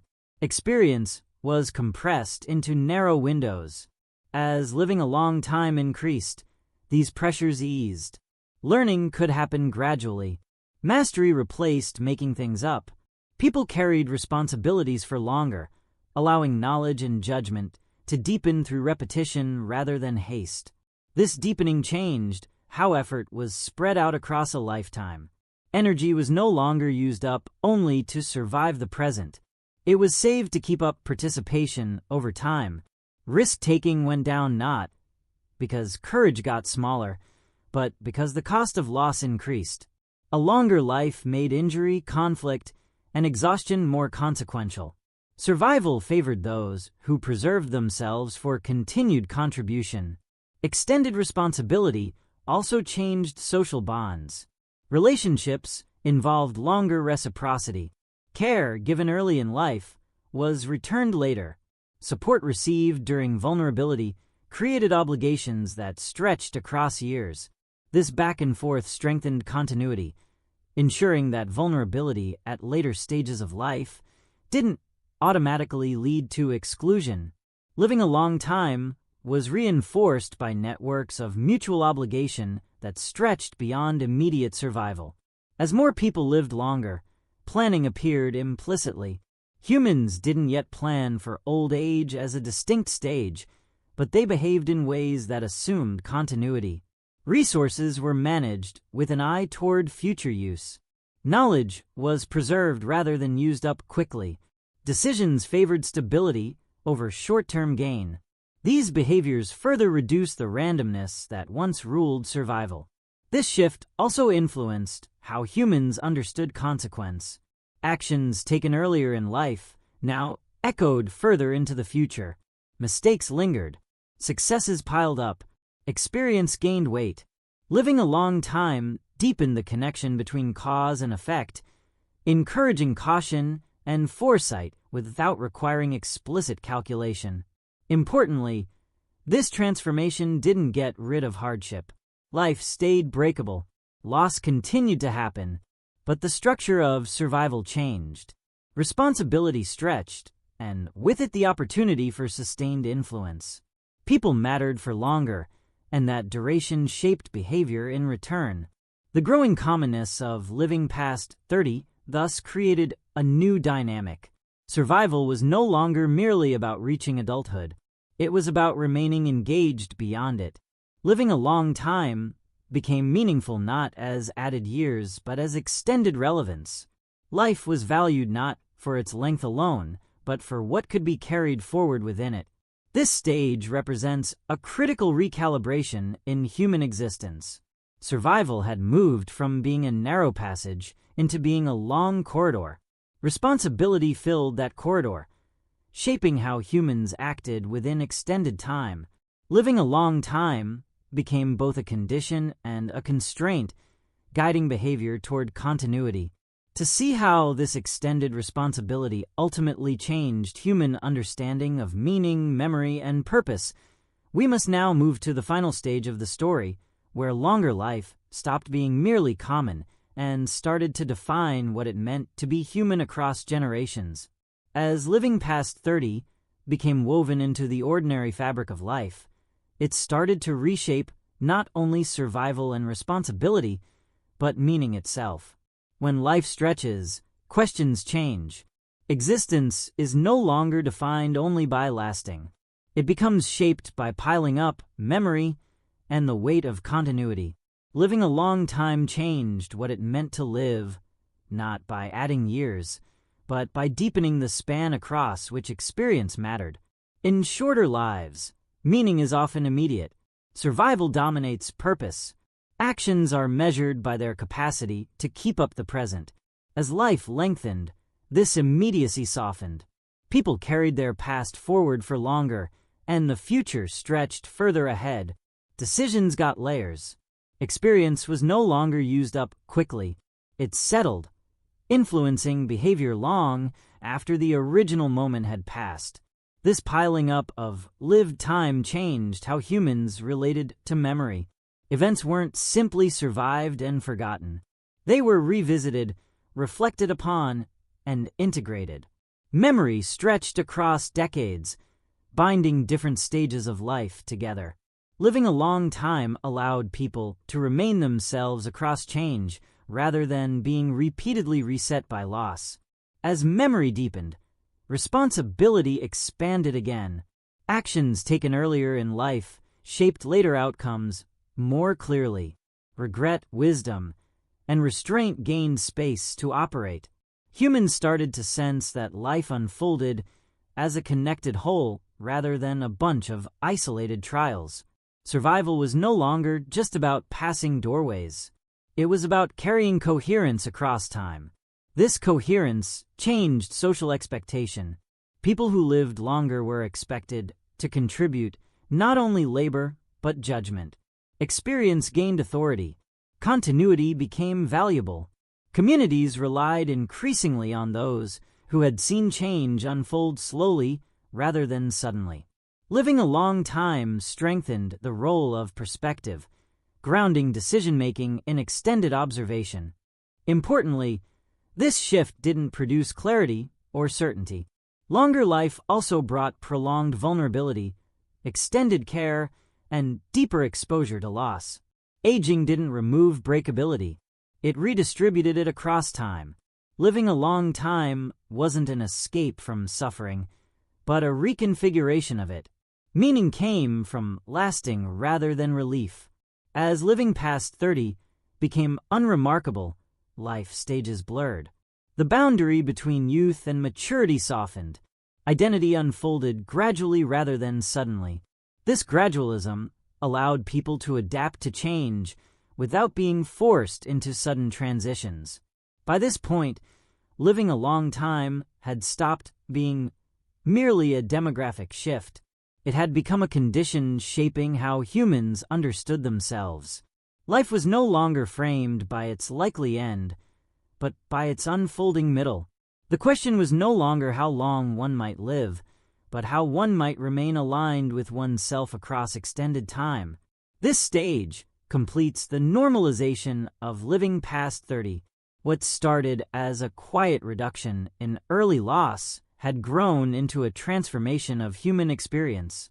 Survival had stretched far enough to change identity, responsibility, and meaning. Living a long time was no longer something humans reached.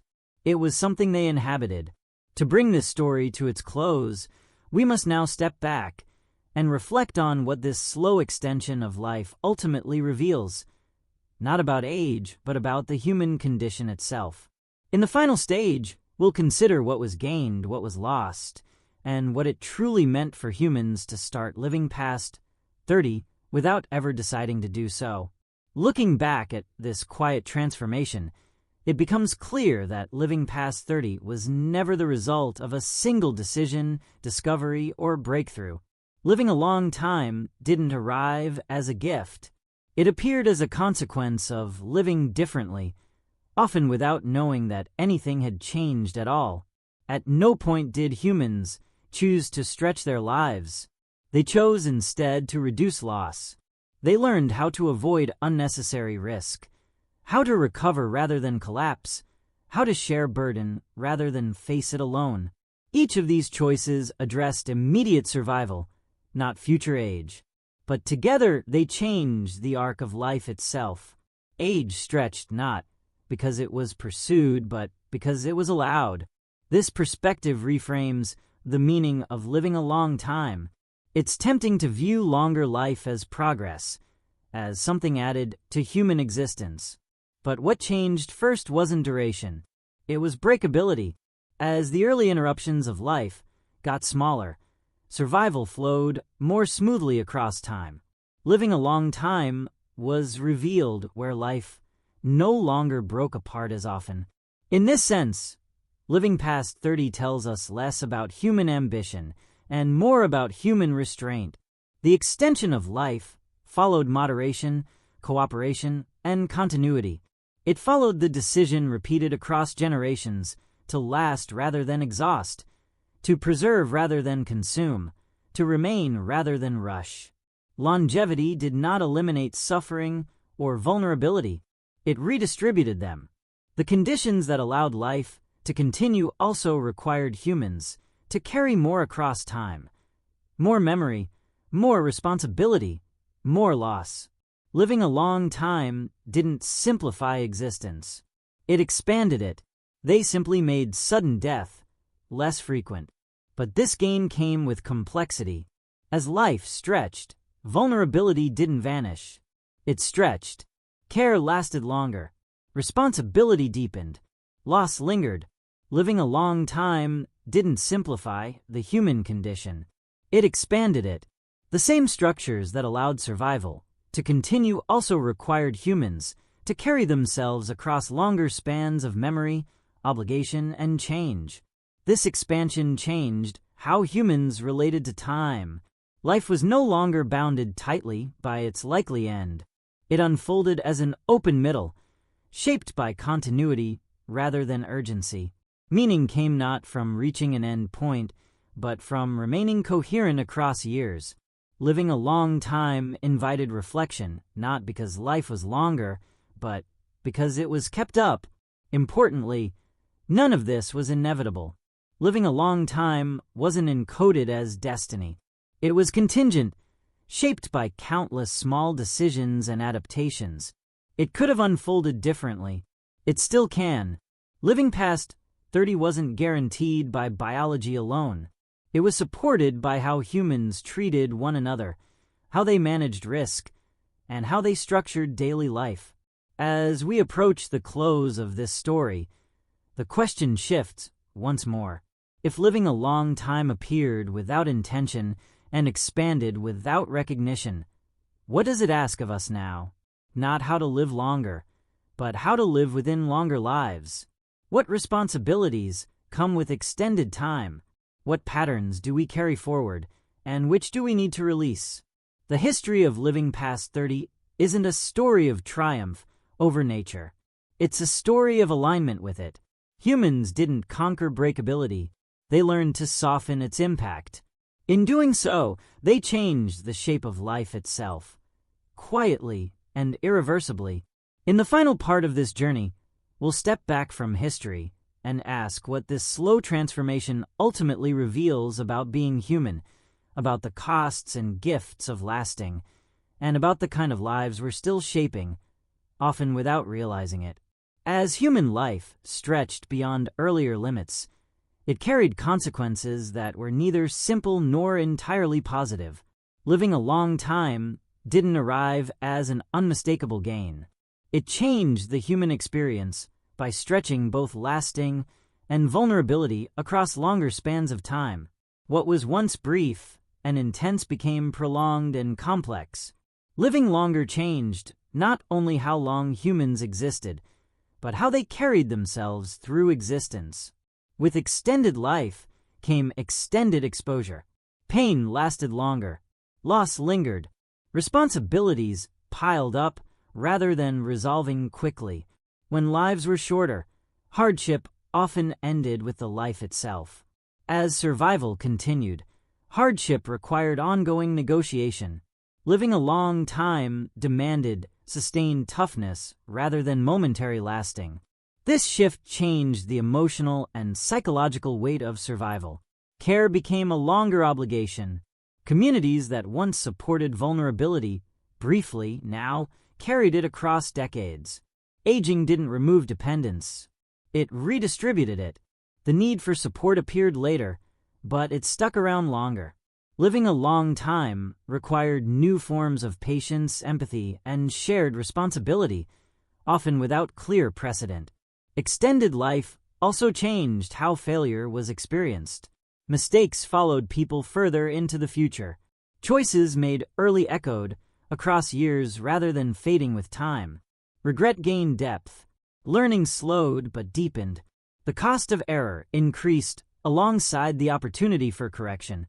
Living a long time amplified consequence. This amplification changed how humans approached risk. Survival no longer rewarded reckless lasting alone.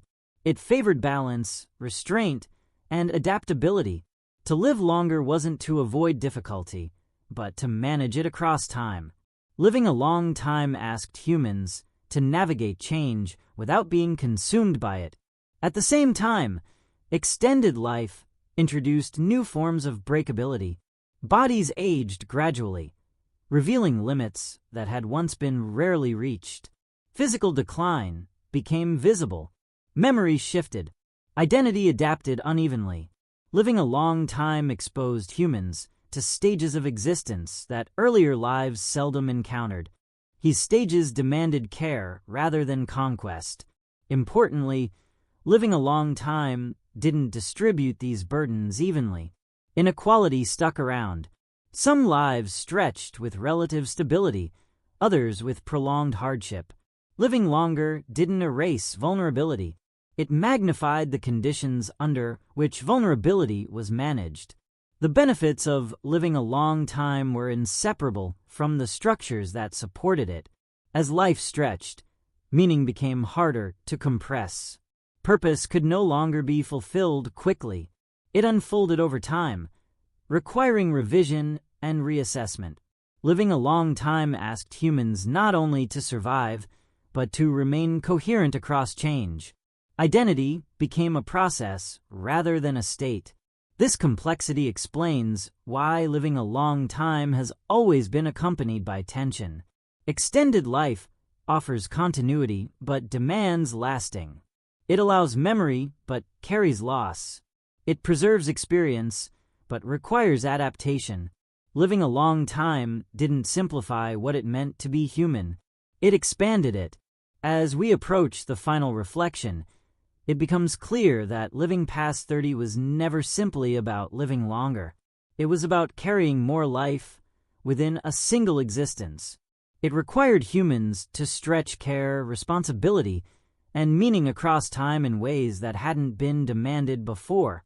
In the final part, we'll not ask whether living a long time was good or bad.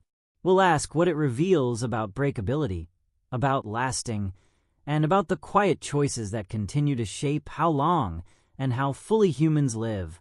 When humans started living past 30 more often, nothing about the world announced that a boundary had been crossed. No celebration marked the change. No moment divided the past from the present. Life simply continued longer than before, shaped by the same breakability and the same uncertainty, only stretched across more time. Living a long time didn't replace vulnerability. It carried it forward. This is what makes the history of living past 30 so revealing. It was never a story about conquering death or mastering the body. It was a story about reducing interruption, about allowing life to unfold without being cut short as often. What stretched wasn't strength, but continuity, not certainty, but opportunity. People lived longer not because they were promised more time, but because fewer moments took it away. Survival piled up quietly year by year, generation by generation, without intention and without awareness. And in that quiet extension, something subtle changed in what it meant to be human. Life could be carried rather than rushed. Experience could deepen rather than reset. Responsibility could stretch rather than collapse. Identity could remain intact across change instead of being broken by loss. Living a long time didn't add meaning to life. It created space for meaning to persist. But this space came with weight. Longer lives required longer care, longer patience, longer lasting. They asked humans not only to survive, but to remain themselves across time, to carry memory without being trapped by it, to adapt without losing coherence. Living a long time didn't simplify existence. It asked more of it. Seen this way, living past 30 was never the goal. It was the consequence of alignment. Alignment with environment rather than opposition. Alignment with others rather than isolation. Alignment with limits rather than denial. Humans didn't stretch life by reaching further. They stretched it by pressing less hard against what could break them. This history leaves us with a question that can't be answered by science alone. If longer life came from reducing breakability rather than chasing duration, then the question is no longer how long humans can live, but how they choose to inhabit the time they already have. What patterns do we repeat that quietly shorten life, even when we possess the knowledge to avoid them? And which small, unremarkable adjustments might once again reshape survival, not dramatically, but decisively? Living past 30 didn't happen because humans demanded more years. It happened because they learned slowly and imperfectly how not to lose them so quickly. And as life continues to stretch in ways our ancestors never named, we're left to consider whether living a long time is something we pursue or something we allow through the way we live with one another, with our limits, and with time itself.